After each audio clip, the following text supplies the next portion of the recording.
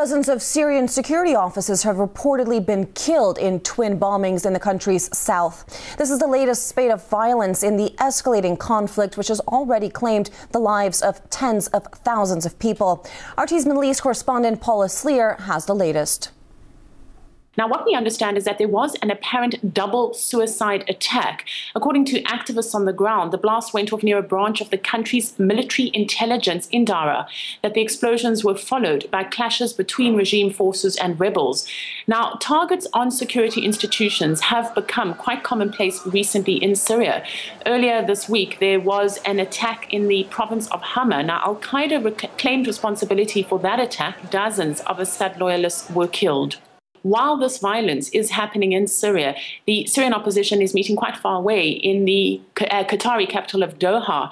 Now, there they are deciding their fate.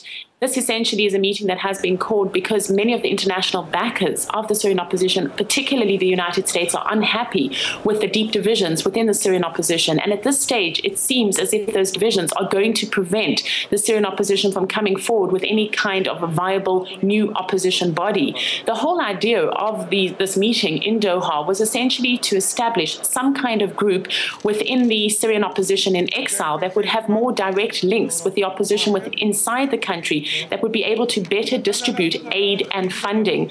But the group is being accused of not being representative enough, this despite the fact that the main opposition body, the Syrian National Council, just yesterday, Friday, did elect a new head. There are also critics who complain that the new legislative body being put forward is not representative enough. It does not have enough women, and it certainly does not have enough minorities. The Free Syrian Army, which is the main armed opposition group in the country, meanwhile, has threatened the Syrian President Bashar Al-Assad that he'll follow the fate of the former Libyan leader Muammar Gaddafi. This, as Assad said in an exclusive interview to RT, that he has no plans to leave office. The FSA media department head said that Assad is doomed. Take a listen. In his statement to your channel, he said he would not leave Syria. We know this very well because he will not be able to leave Syria. He and his people will not manage to leave the country. The Free Syrian Army will not let him do this. He will not get out of Syria alive. He'll be lucky if he meets the same fate as Muammar Gaddafi. So what we're witnessing is an increase on the ground in terms of violence inside Syria, while the Syrian opposition really struggling to try and form a united group to try and deal with the situation. All right, well, the group that has positioned itself as the rebellion's political leadership has again failed to unite the opposition. The Syrian National Council, which of course operates in exile, has been disavowed by the local Syria-based local coordination committees. Reaction now from Sabah Al-Mukhtar. He's the president of the Arab Lawyers Association. Sir, thank you so much for joining us. Given these developments, how much credibility do you feel the SNC has at this moment?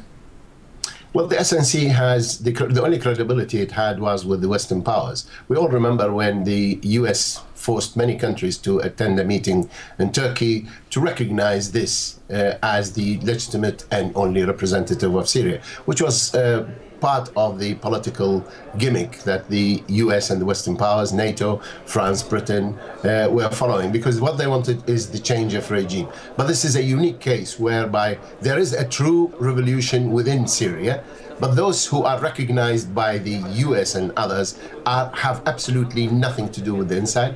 Most of them have never been there.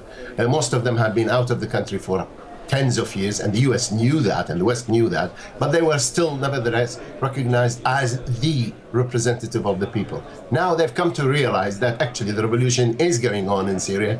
There is the Free Army, there is the people who are revolting in Syria, and they have no links with the external people who are claiming to represent them. So I don't think they had credibility before. I don't think they will have credibility at the present moment, because this is an attempt to create a revolution or a revolutionary body. If we look at all the circumstances where there was an uprising in these countries, it all was domestically, it was all internal, they were all inside. You have the same thing in Tunis, in Egypt, in Yemen, and in Syria it began like that. But then the West created this something outside, and they called it the representative. Now they've come to realize that they have to change the picture, so I think they are trying to produce a different scenario on that one.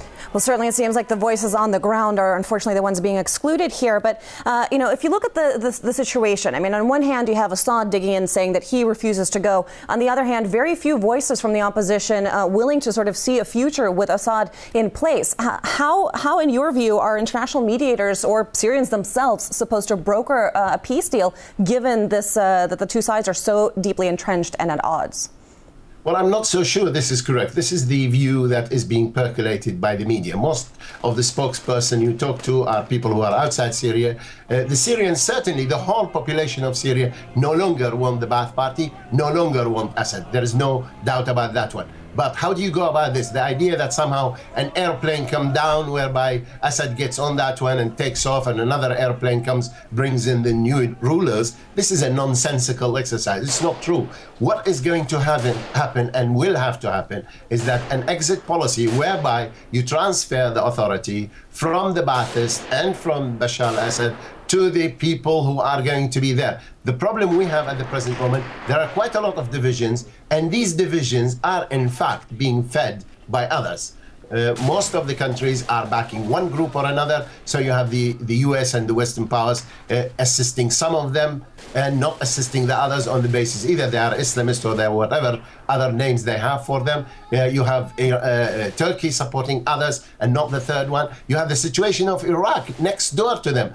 The government in Iraq, Maliki, is supporting Bashar al-Assad and his regime, while the people in Iraq, in the Western side of Iraq, are supporting the revolution. So everybody is interfering in there. That's why the picture is such a mutilated one. And I think the external powers would have to follow the general line that has been promoted by Russia, China, and the other countries, that there must be a political solution. But at the present moment, the West continues to pour arms, and now they want to create the vehicle that they can give them the arms, provided that this vehicle is not going to use the arms against the West. Just like what they've done with Taliban, just like they've done with many other instances. They create these institutions on the basis that they will be our friends, they will be the people who represent our interests, i.e. Western countries, and then once the picture changes, they become against us. We have the same situation in many countries, and I think this is what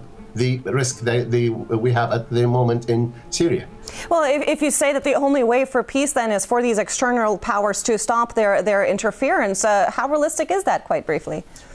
Well, I think it is probably realistic. I think at the present moment, if the countries, if there is sufficient pressure is being placed and on these countries, like in particular the US and European countries, and exposed what is being exported, that I think would put moral pressure on them. And I think the Western powers have come to the conclusion now, probably, that we need to somehow find a solution, and the solution can only come from a political one without using the force. I don't think they will give up as easy as that, but I think this is where we are heading. All right, a sliver of optimism amid a lot of, unfortunately, tragic news coming out of Syria. Thank you so much. That was Sabah Al-Mukhtar, the president of the Arab Lawyers Association.